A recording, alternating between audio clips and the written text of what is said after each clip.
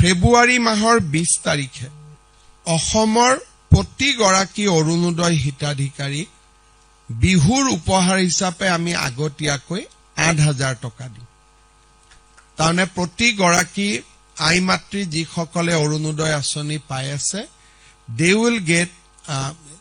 জানুৱাৰীত আমি তেওঁলোকক নিদিওঁ একো ফেব্ৰুৱাৰী মাহত একেলগে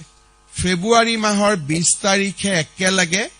আগতীয়াকৈ বহাগ বিহুৰ উপহাৰ হিচাপে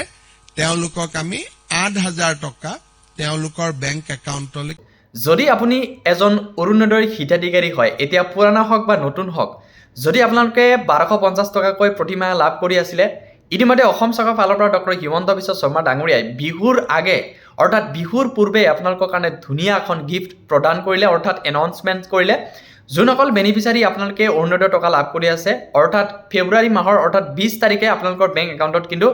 1250 টকাৰ পৰিৱৰ্তে আপোনালোকৰ বেংক একাউণ্টত 8,000 টকা লাভ কৰিব এতিয়া বহুত হিতাধিকাৰী এতিয়া ভাবিব যে 8,000 টকা কেনেকৈ দিব যেহেতু অসম চৰকাৰৰ ফালৰ পৰা ডক্টৰ হিমন্ত বিশ্ব শৰ্মা ডাঙৰীয়াই ইয়াৰ কেইদিনমান আগতে আপোনালোকক এনাউন্স কৰিছিলে যে 2026 বৰ্ষৰ 1 তাৰিখে আমি কি কৰিম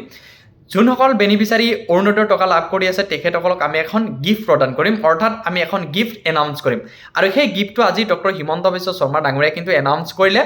যে যোনসকল অসমৰ বেনিফিচিয়াৰী অৰ্থাৎ হিতাধিকাৰী আছে অৰুণোদয় হিতাধিকাৰী আছে তেখেতসকলৰ বেংক একাউণ্টত 20 ফেব্ৰুৱাৰীৰ দিনা কিন্তু 8,000 টকা লাভ কৰিব অৰ্থাৎ বিহুৰ কাৰণে আপোনালোকক 3,000 টকা বাকি আপোনালোকৰ অৰুণোদয়ৰ টকাটো 4 মাহৰ এডভান্স প্ৰদান কৰিব 2 মাহৰ টকাটো আপোনালোকক কি কৰা হ'ব এডভান্স প্ৰদান কৰিব আপোনালোকৰ 1250 টকাকৈ 4 মাহৰ হলে আপোনালোকৰ 5,000 টকা হয় লগতে বিহুৰ কাৰণে প্ৰতিগৰাকী মহিলাক কি কৰা হ'ব 3,000 টকাকৈ আপোনালোকক গিফ্ট প্ৰদান কৰিব অৰ্থাৎ এই 5,000 আৰু এই 3,000 টকা আপোনালোকে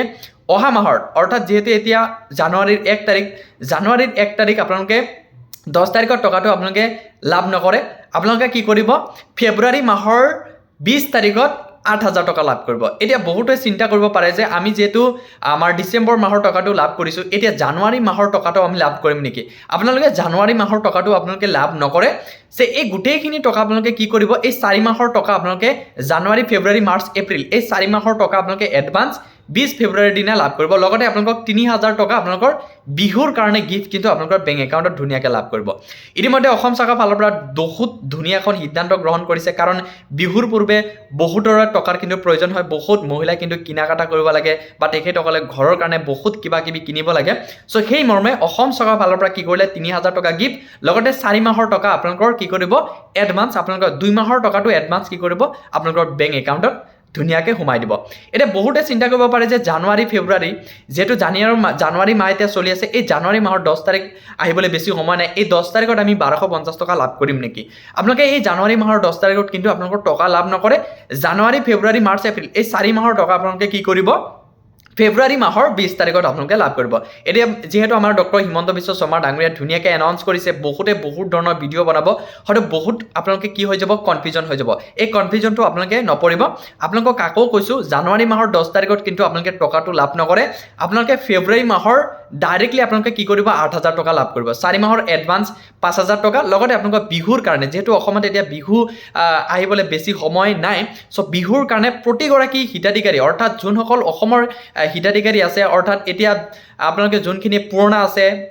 অৰুণোদয় 1.0 পাইছিলে 2.3.0 পাইছিলে সকলোবোৰ যোনসকলে নতুন হয় বা পুৰণা হয় সকলো হিতাধিকাৰী কিন্তু আপোনালোকে ফেব্ৰুৱাৰী মাহৰ 20 তাৰিখত কিন্তু ধুনীয়াকৈ 8,000 টকা লাভ কৰিব এতিয়া আমি জনাম যোনখিনিয়ে বেসিক্যালি বিটিসিৰ বাকিন্দা এই বিটিসিৰ বাকিন্দাসকলে লাভ কৰিব না হয় আপোনালোকেও লাভ কৰিব যেহেতু এই অৰুণোদয় আঁচনিটো আপোনালোকক কি কৰা হৈছে গোটেই অসমখন লগতে বিটিসিখন সামৰি ৰখা হৈছে বিটিসিত কিছু দিনৰ কাৰণে আপোনালোকক স্থগিত কৰিছিলে ইতিমধ্যে কিন্তু নতুনকৈ বহুত হিতাধিকাৰীৰ নাম অন্তৰ্ভুক্ত হৈছে লগতে পুৰণ হিতাধিকাৰীও কিন্তু তেখেতসকলৰ টকা কিন্তু 1250 টকাকৈ যোৱা মাহৰ অৰ্থাৎ ডিসেম্বৰ মাহৰ কিন্তু ধুনীয়াকৈ সোমাই গৈছে সো আপোনালোকে চিন্তা নকৰিব জাস্ট আপোনালোকৰ বেংক একাউণ্টখন ফ্ৰিজ হ'ব নালাগে আজিকালি কিন্তু বহুতৰ একাউণ্ট কিন্তু ফ্ৰিজ হৈ আছে এই কথাটো মন কৰিব আপোনালোকৰ যোনটো আধাৰ কাৰ্ডৰ লগত বেংক একাউণ্ট লিংক হৈ আছে সেই লিংকৰ লগত যোনটো আধাৰ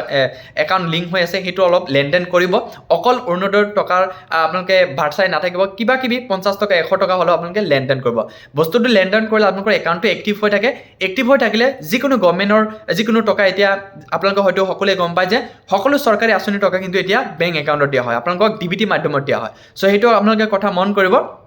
চ' আশা কৰিছোঁ এই ভিডিঅ'ৰ পৰা আপোনালোকে অলপ হ'লেও জানিব পাৰিছে লগতে মোৰ চেনেলৰ ফালৰ পৰা অৰ্থাৎ সকলো অসমবাসীক ইংৰাজী নৱবৰ্ষৰ মোৰ আন্তৰিক শুভেচ্ছা জ্ঞাপন কৰিছোঁ যাতে 2025 বৰ্ষটো আপোনালোকে যেনে তেনে গৈছে এই 26 বৰ্ষটো যাতে সকলোৰে মংগল হওক বা এই 26 বৰ্ষটো যাতে সকলোৰে কাৰণে ভালে হওক চ' তাৰে কামনা কৰি আজিৰ এই ভিডিঅ'টো ইমানতে সামৰিছোঁ যদি আপোনালোকে এতিয়ালৈকে এই চেনেলটো ছাবস্ক্ৰাইব কৰা নাই চেনেলটো ছাবস্ক্ৰাইব কৰিব বেল আইকনটি অল কৰি দিবা যাতে এনেকুৱা ইনফৰ্মেটিভ ভিডিঅ' আপোনালোকে অতি সোনকালে পাই যায় ধন্যবাদ